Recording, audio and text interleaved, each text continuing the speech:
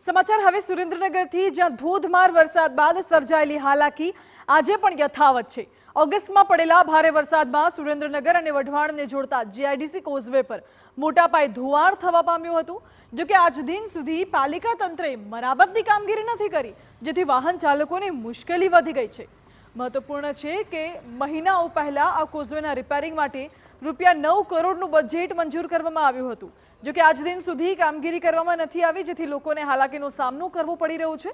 નાગરિકો ફરિયાદ કરી રહ્યા છે, તો પાલિકા તંત્ર દાવાઓ કરવામાં મસ્ત છે। હમણાં મહિના પહેલા વરસાદ આવવાથી અહીંયા કોઝવે રોડનું ધોવાણ થઈ ગયું છે, તો તંત્રને તાત્કાલિક જાણ થાય કે થોડુંક આ રોડ રસ્તા સરખા કરી દે, રિનોવેશન કામ થાય તો નાના મજૂરોને આવવા જવામાં હાલાકી ના પડે। સુરેન્દ્રનગર દુધરેજ વઢવાણ નગરપાલિકા દ્વારા આ કોઝવે ઉપર કામ કરવા માટે ટેન્ડર પ્રક્રિયા કરી દેવામાં આવેલી હતી અને અત્યારે 9 કરોડના ખર્ચે કોન્ટ્રાક્ટ આપી દીધેલો છે।